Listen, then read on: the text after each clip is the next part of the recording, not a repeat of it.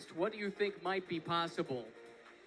Well, let's ask one right now. Duckworth joining us. We'll talk some about your teammate Fiat Lux in a moment, but what do you think, based on what you've seen? What is the fastest lap you think someone might be capable of doing?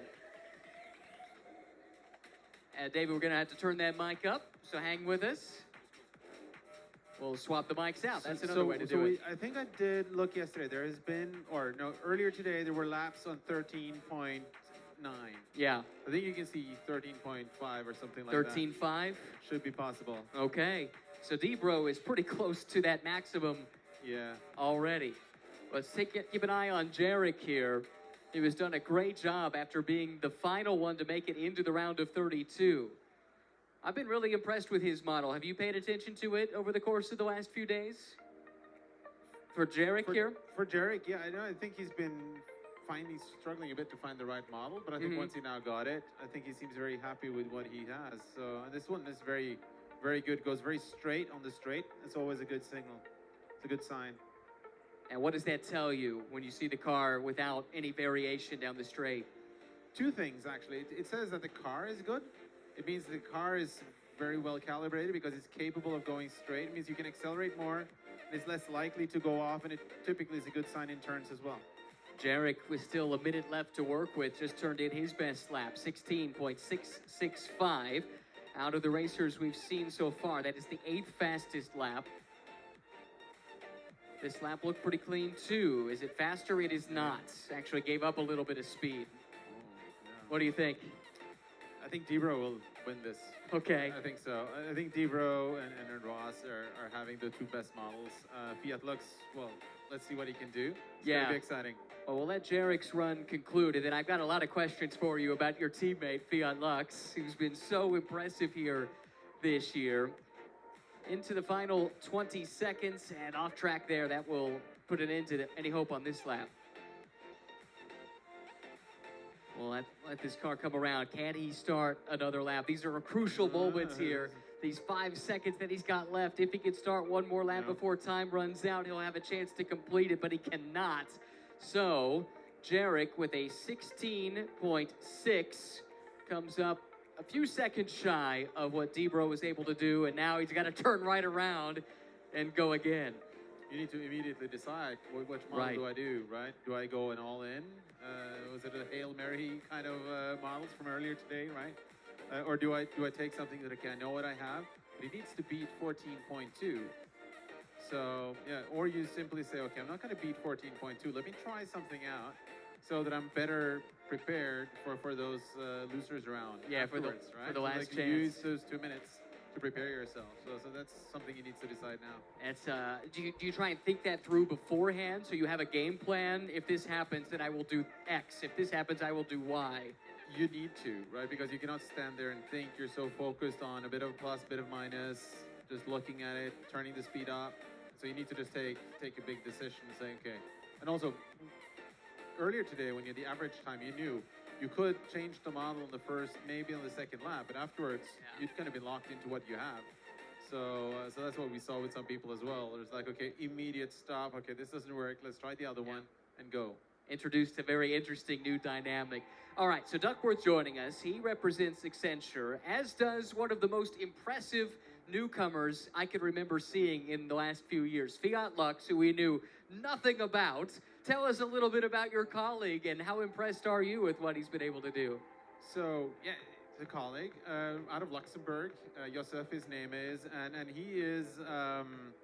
He's been in our annual DeepRacer championship that we have. We run it every autumn, kind of September, October. We let people race only virtually, and he's been in there now the second year, and he qualified now because we had other attendees that were higher than him on the final charts. But me, Doug, and another guy who had already qualified for reinvent, so we said, okay, let's pass it down to the one that is eligible to go. And he got to do the virtual, well, it was too late to order any flights or anything, so he had to do it virtual racing. We said, you can do it.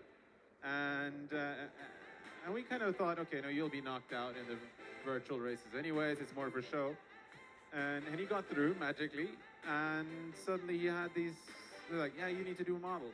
okay, I'll train a console model for physical racing, and he did. In 24 hours. Less than 24 hours, more like 12. It's unheard of, right? Yes. To have a model that good with that little time to prepare. We'll continue that conversation in a moment. Jarek right now trying to stay in contention in the winner's bracket. Has a minute left to work with. Just did a 16.527. That would be his best lap in this head-to-head matchup with the second seed DBro, but still a little ways off what he needs. In fact, 2.289 seconds to be precise is what he needs to find. And it looks like with only 35 seconds left, he's really hard pressed here, up against it.